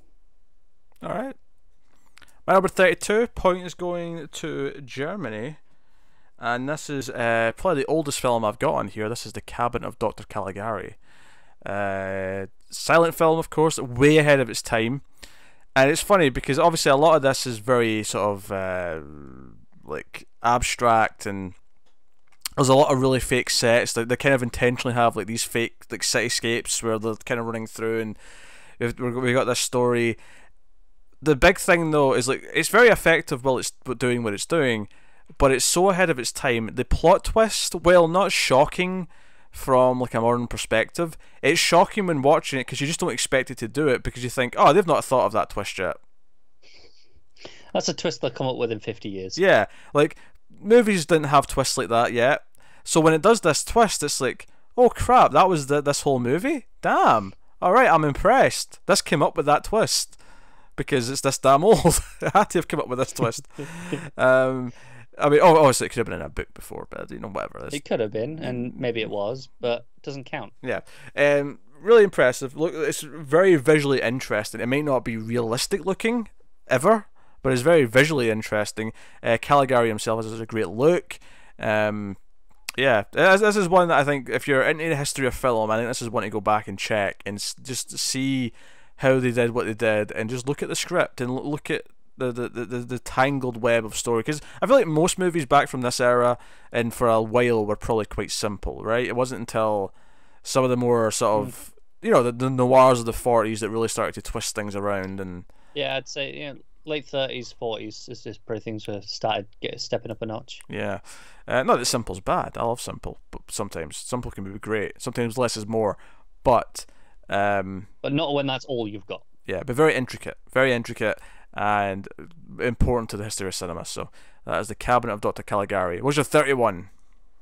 My 31 is one that I'm fairly sure you've seen and fairly sure you hate. Mm-hmm. This is Akira. Mm-hmm. Yeah. that says it all, doesn't it? Convoluted tripe, but yeah, go on. Yeah, I'm not gonna sit here and go through the plot because we'll be here all night. Yeah, I by the time I got to the end of that movie, I had no idea why anything was happening, what was going on. I was so into it. It's such a great. A large part of it is the tone and the aesthetic. It just it looks draws great. me in. Having the bike, It looks good. The city looks good.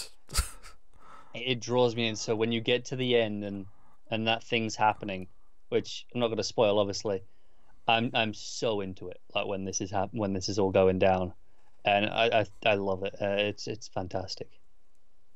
Yeah, Peter hates it. After about 10 minutes, I couldn't follow what was going on anymore. It couldn't hold my attention.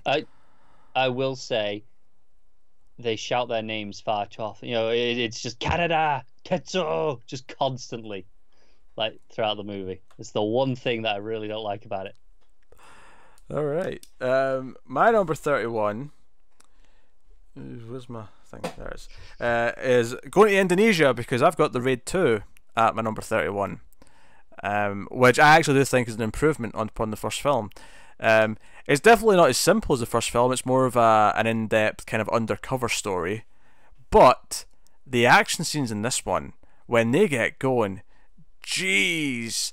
Because the setup in the first one, you've got these two brother characters, that's a big part of the plot, and the second one, we have this revenge/undercover police story, and it leads to some very, very epic and exciting action sequences. Very memorable. I saw this in the theaters, and I remember there being cheers at one point because the action got so ridiculous and the stunt was so impressive. It was like, well, no, this is just like that was impressive. That was amazing. Well, really funny in times and darkly funny in places. Very visceral, very good. It mixed the martial arts combat with some other styles of combat. There's some really memorable villains. There's a yo-yo, which I won't spoil. there's a yo-yo involved. Joe, I think my face then kind of tells you I never got around to seeing this one. Oh, that's a shame. For whatever reason, even though I clearly like the first one, and everyone who's seen it has told me, no, this one's better, so obviously I should. And I just never got around to it. And then I figured, we'll do it on Gigawatts at some point. We'll do them. No rush. Yeah. And we still haven't, although I'm sure we will. Yeah, no, Raid 2 is fantastic. If I have any complaints, it's maybe just a little bit over long. It's just over 2 hours, or even close to 2.5 actually. But really good, really good. Raid 2. What's your number 30? I'm back to one that we covered on Gigawatts. That is Latrow. You mean in Flux? You said that multiple times now. In Flux is a show. Don't even name your own show. God damn it. Look, I already established I'm very tired. It's been a long week, and I'm back in work in the morning. Well, go on then. So, get on with it. God damn it. Yes, so Latrow, yeah, we covered this quite a while ago. French movie.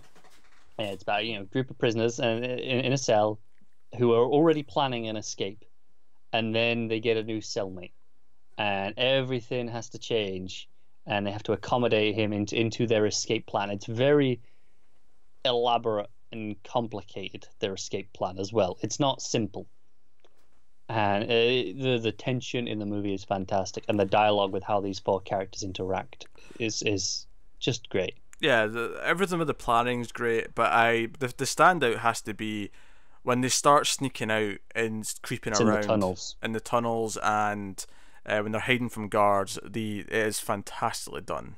fantastic. Yeah. Very suspenseful, very sort of tricky. And Firefly, no, you're not lying there. You've caused a lot of troubles lying there before, so you're not doing it. But yeah, Latrell's great. No, I back up that pick. Very good, very good. So France has got a point there. France is back in the running. It's not really though, is it, compared to Japan? Yeah. What's funny? So that was your number 30. Yes. Yes, my number 30 is also Latrell. I told you. I said early on. This usually happens once or twice. Yeah, I didn't even notice until I looked up to see what my 30 was there, and I was like, shit, it's the same one. Well, I kind of chimed in, so there you go. That my 30 is also Latrell. Very good. I'll give it another point. There you go. France got an extra point there. Everything I just said. There you go. Connor, what's your 29? My 29. This is one you mentioned earlier. This is Samurai 2, which, as we alluded to earlier as well, I prefer over the first one, which means the first one did not appear on my list. What do you want, Cookie? What, I want points? No, I just wanted to point out that. Do you want a Skittle? I like the first one. Brought to you by Skittles 121. Oh, I would have Flux. loved to see. If you'd said, "Do you want a Skittle?" I'd have gone, "Hell yeah!" Have a Skittle. Pretty sure that's showing up backwards, to be honest. It is, but you know what? It's better. You get the point. I'll get the logo later and just put it on the screen. Brought to you by Skittles. Just stick it over our big Influx logo on the bottom. Taste the rainbow. I'll have a lemon one right now. Yeah. Yeah, no, we already spoke a fair bit about Samurai 2. How I think it improves upon two. Whereas you thought, it definitely advanced everything. But you thought the first one was maybe a more rounded movie, and it had the origin stuff.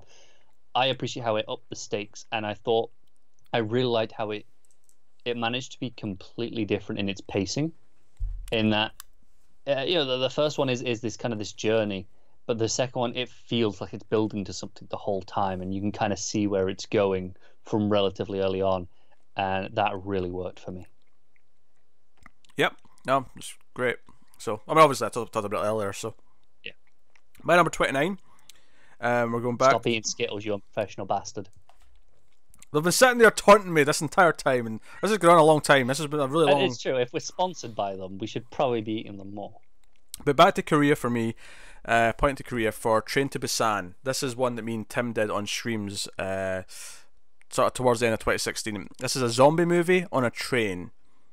And obviously that's a simple pitch. It's an easy pitch. Zombies on a train, sure, why not? It's just bloody good. Like, it's that simple. It's a father taking his daughter across country home to I can't remember the cities off the top of my head, but he's taking them, I think, to Seoul, or they're going from Seoul to wherever. But they obviously there's a zombie. Can you even name another city in Korea? Sorry? Can you even name a second city in Korea? Probably not. No. Probably not. I'm not sure I could either. Yeah. I can name a few in Japan. I can get a few in Japan out. Yeah, but it's not relevant to this, though, is it? It's not. I'm just saying I can do multiple Japan cities. But it's another train, and of course zombie outbreak hits. And what's so good about this though is the character work and the tension they get out of this. There's like a scene where characters have to like sneak through a train car that's filled with zombies without being seen. There's they're cut off from their loved ones and they have to like get through a train car. There's scenes where they get off at one station, but it's too dangerous, so they have to get back on the train and move. That's the only safe way out. It's just a really good survival movie with constantly giving them new obstacles. But on top of that, the character work is fantastic. This has one of the... Some horror movies have this type of character where they're the villain, despite the fact that the villain should just be the zombies, but there's a human being who you hate because they're scummy and put other people in danger and they're villainous. This movie has one of the most hated characters for that, in a good way, where you hate them because of what they keep doing, and you can't wait to see them get eaten. You just can't wait. It's really good. It has arcs for some of the characters. It's got really good, set piece moments. It's full of them. This was a really surprising moment. It popped up a couple of years ago. Me and Tim loved it. Train to Busan, really, really good. Highly recommend it. Yeah, this is one that I keep looking at. Like, keeps popping up, going, "Hey, yeah, what's this?" I'm like, "Yeah, I know, I want to," but it's like 2.5, 2 hours 40 length. It's quite long, I'm pretty sure. It's not. It's like 2 hours 10, I think. It's closer to 2. It's her turn.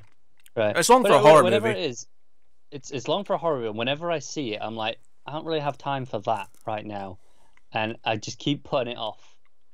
But it sounds great. I'm sure I'll love it when I get around to it. Well, go on then. What's your 28? This, I promise, is the last of the Ghibli movies for now, for a significant portion now, is My Neighbor Totoro, which is one that we covered a few months ago. Yeah, it was a Patreon vote winner. Yeah. It was, yes, that was why we did that one, and I liked it a lot. I really enjoyed it, and however, I liked it even more. Maybe after a week or two after we reviewed it, once it kind of dawned on me, there's no plot. There is no plot to this movie. In the best possible way. Like I said, nothing happens. Yet I never know. It took me a week or 2 weeks to even notice that nothing happened. And that's genius. That's fantastic. It's genius. Nothing happens. It's great.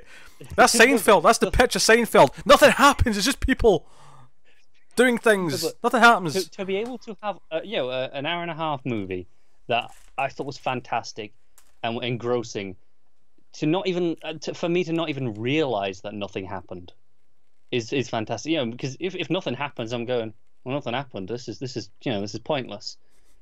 That's a critique. But when it tricks me into thinking stuff happened, I just assumed stuff happened, and then I realized it didn't. It's just like one day, and nothing changed. There's nothing, and it's fantastic. Also, the movie's much better when you realise what the dark ending is. It's super, super dark. If you want to go, I don't think that makes it better.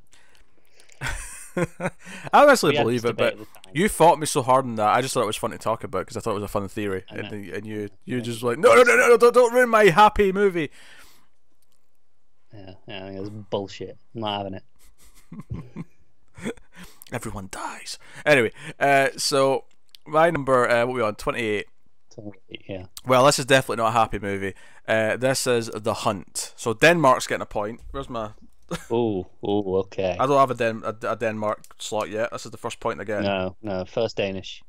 So this is another one that slots it at Scandinavian. I don't think Denmark technically is part of Scandinavia. But I don't care. In my mind, it is.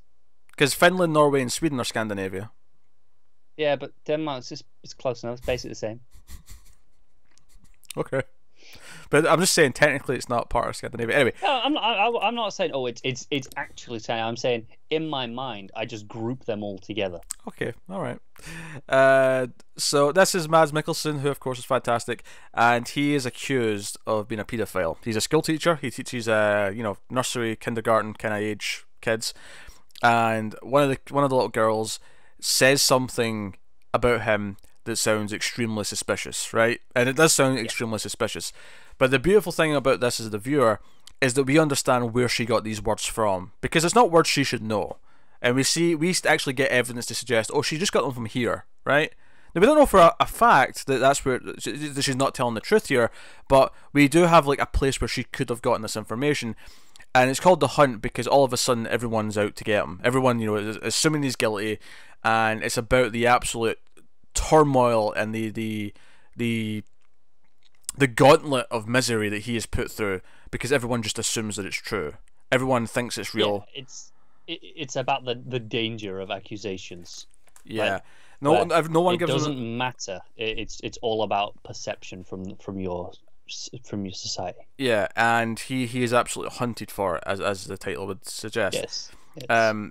But it's soul crushing. It is a really hard, difficult watch. You feel uncomfortable, and there's like no winner because you can't necessarily even blame the parents for feeling weird about him, because once the accusation's been made, would you feel comfortable with your kid going anywhere near him? You probably wouldn't. Exactly.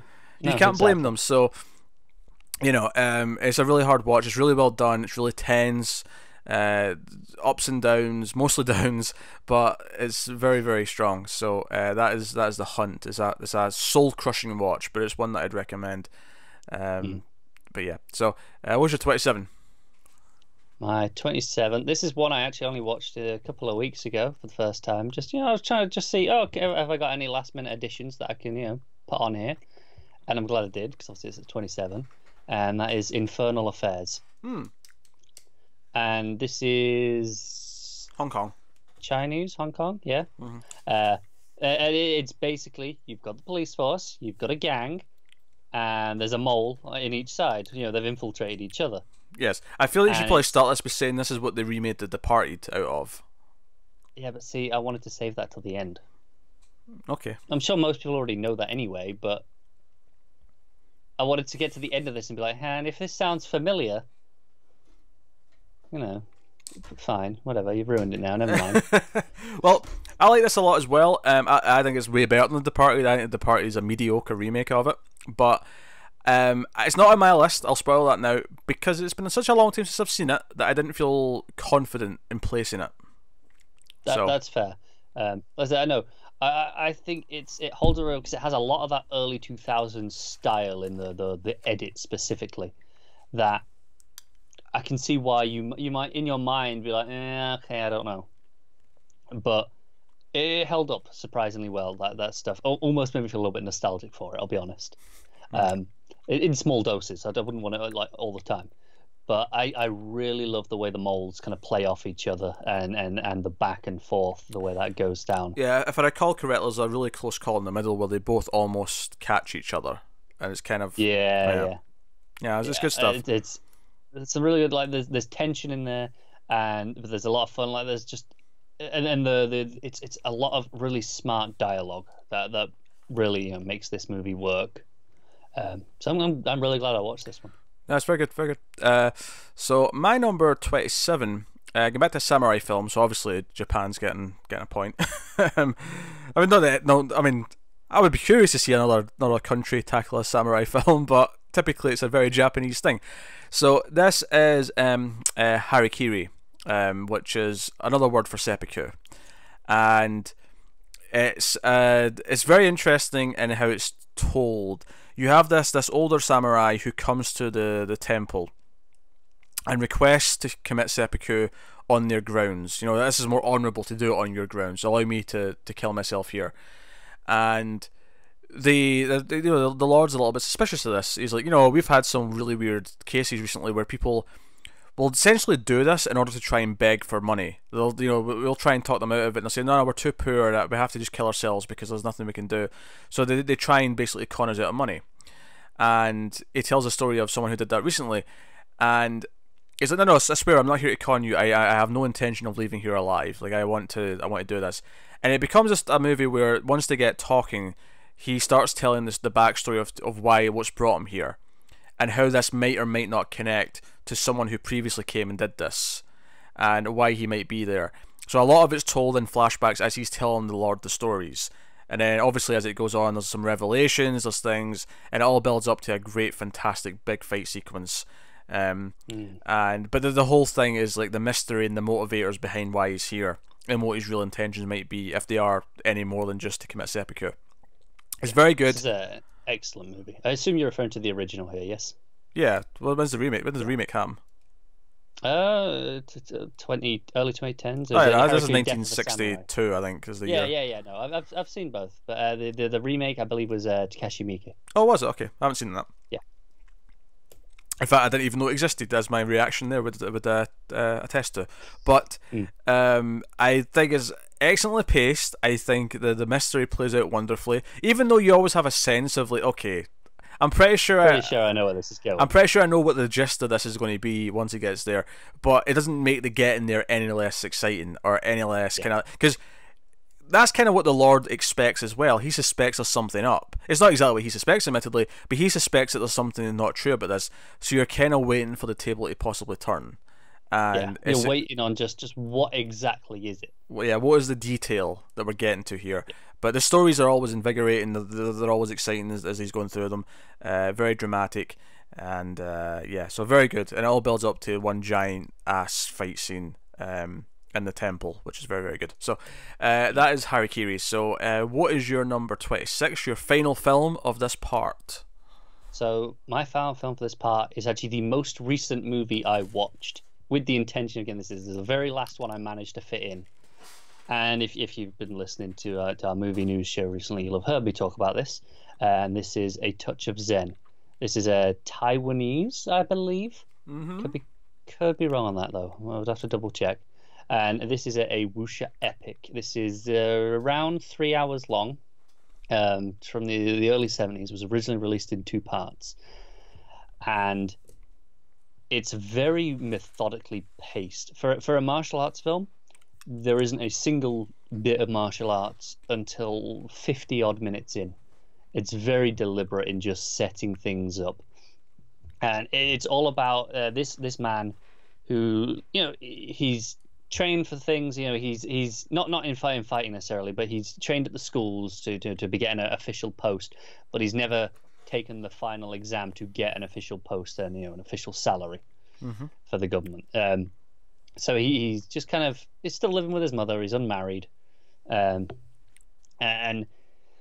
a woman moves in just across the street basically, and it turns out she's actually being hunted by the Empire. She's wanted fugitive, not for anything that she's done wrong. It's family politics, and it becomes this journey of someone coming to try and track her down, and there's this some colleagues of hers trying to protect her, etc.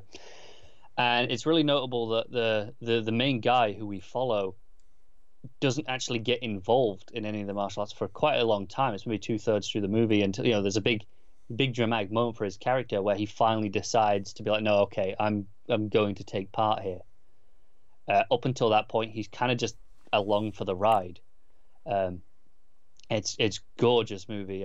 There's a particularly fantastic scene in a bamboo forest that really sticks out. The only thing that I really want to critique is a sound effect, a particular sound effect, because it's overused. It's a specific sound effect that they use when the 2 swords are clashing. Okay. And it's one really just jarring effect. It just it rings really funny in my ears, and they use the same one way too much. It wasn't like it was the only one, but it was overused, and it kind of grated on me after a while. But it's very good. All right, not seen this one. It sounds interesting enough. I'd probably check it out at some point when I'm in the mood for a 3-hour. Yeah, no, I watched it in 2 parts. I checked as to when the original release split was, and just watched that over 2 nights. All right, so my number 26, the final film of this part. Is it another Japanese one? One final point for Japan. Is, funnily enough, it is Samurai 3 Duel at Ganryu Island. Interesting.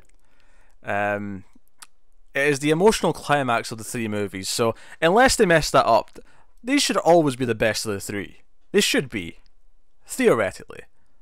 It's kind of like how, when you're talking about the best episodes of a TV show, the season finales typically end up being the favourites most of the time. In theory, I agree with what you're saying. But in practice, it's not actually the case. In practice, I don't know if I have any trilogy where the 3rd is my favourite. Dark Knight. No, I love Rises. I'm not one of those people who are like, oh no, that was a step down. Not really, but I wouldn't say it's my favourite of the 3. Okay. I don't think I've got any either. I can't think of any. No, not Back to the Future. In theory, you're right that they should be the best. They should be, yeah. But for some reason, more often than not, they falter a little bit, and the 3rd one tends to be the weakest of the 3. Usually, more often than not. It's often, it's not even like they're fumbling the emotional beats. They're not even fumbling the climax. They're just not as exciting as the first 2 sometimes. Yeah, I don't know. But Samurai 3 keeps its premise simple. It has the character progression, and it feels like it comes full circle based on the first 2 films. And much like the first 2 films, the samurai fighting is shot impeccably. It is exciting. It feels like a dance with the camera. It is beautiful stuff. Really, really pretty. And like I say, it's the emotional climax of everything. The build up to the fight with the main antagonist, the romance stuff. All of it pays off in this final movie. Some of it happy endings, some of it bad endings. But you're trying to be a bit vaguer because we're watching it soon, aren't you? Yes. So it's very bloody good, is what I'm saying. It's very bloody good. So, which is why when I talk about my favorite trilogies now, the Samurai trilogy is one that is in that conversation. It's on that top 5, top 10, whatever. I'd have to sit and think about where it places, but it's in that conversation. Yeah, there's a shorter list one day. Top 10 trilogies. Okay. That's the thing. And how high can I get the prequels and seem legit? Carter's number 1 is Star Wars, of course. So let's just spoil that now. I mean, yeah. Number 2 is probably Lord of the Rings. Probably, but after that, it's pretty open. It's just number 1 and 2 are a shoe-in, yes. Well, what do you want to say? They're some of my favourite movies. They're kind of locked down. I don't know if you could guess my number 1. Is it Dark Knight trilogy? Maybe, but I'm not 100% say it is for sure. Oh, but it could be. That's a potential. Yeah, but it's not locked in like you. Like nothing's beating Star Wars for you. It's not even coming. Nothing's coming close. It could theoretically. Nah. Just it hasn't come close yet. What? No, I'm talking about the stuff that's already been made. I'm not saying nothing could ever come close to it. I'm saying nothing could ever come close to it in terms of picking out of existing trilogies. I mean, it could be. It could be ones I haven't seen yet. Oh dear, that is an end to this shambles of a part 1. Almost scores. We do, and obviously Japan is winning, so save them for last. Build up. We want to know just how crazy it is. All right, so tied at 1 point apiece. Hungary, Poland, Taiwan, Denmark, and Mexico. And then tied at 2 points each is Indonesia and Germany. Indonesia is probably higher than I ever would have expected, to be honest. That's probably where it's tapping out. Italy's also on 2 as well. And then we have Korea has 4, China/Hong Kong has 5, France has 5, and then Japan has 20. 20 out of 50. So everyone else is playing for number 2 because Japan's winning. Yeah, it is. That's what's happening. But you kind of always knew that was going to be the case, though, didn't we? You get the exciting conclusion to this later this week, where we'll do the top 25 out of the 50, and you can do that. Obviously, both of these parts will go up early on YouTube, but that sentence will still be true because this will just go up the same time next week for YouTube. So early on Patreon. What did I say? Early on YouTube. Early on Patreon. That's what I meant to say. It is late. Yeah. He said that. If we're going to promote Patreon, we should say it. Yeah, Patreon. Patreon.com/MailFuzzTV is super important because you can support us over there. And if you like these shambles of countdowns and their movie discussions and everything else, you can go over there and you can support us by giving us $1 or more, and you get some various things. You get these things early. You get Flux early. You get Overlord early. You get Already Cancelled early, and a bunch of other stuff. You also get obviously more things at the $5 tier, like voting rights. Once a month you get to vote for a movie in Flux, vote for a movie in Streams, Overload, all that stuff. So all good stuff. But you can do that to support us. You can also like, subscribe, comment, watch the ads on YouTube. All that stuff does help. I should promote a couple of things. I feel it's worth promoting the new short spoiler-free review format that we just started doing. The first review was Summer of '84 that went up last week, and there's one in the works right now. These are scripted. They are scripted and narrated with images. It's a little bit different from what we normally do. It's a little bit more sort of succinct and to the point. It doesn't replace anything else we do. There'll be some movies that get that treatment as well as the Gigawatts or Influx or Streams discussion. But we know some people just want, a shorter thing. Instead of our big discussion, 30-minute discussions. Yeah. Some people want 5-10 minutes of what's it like. Yeah, but it's just basically the idea. It's just trying something new, seeing how it goes. Just a chance for us to flex our muscles in a different way. Especially me as someone who is actually trained to edit things and do what. I mean, there's a little bit of editing with the stuff we do, but not a lot. Whereas this is a little bit more. Oh, I get to actually produce something, write and record, and then actually edit it properly, which means it takes a lot longer to do. Which is funny because it's only 5 minutes the end product versus 30, 40, 60 minutes, whatever it is, but it takes much longer to actually achieve. So definitely let us know how you're feeling on these, because they do take a lot more time. So feedback is useful. They do. So check out those. On the YouTubes. Of course, they're not on an audio feed because they're just short videos. But yeah, so this has been in Flux. This has been the first half of the top 50 foreign films countdown. Second half's coming later in the week. So let us know your first 25 movies in your top 50 if you've made one as well, or if you haven't, get working on it. We like to see them in the comments. But that is us. So thank you very much for watching or listening. We always appreciate it. Keep watching movies, and we'll see you next time.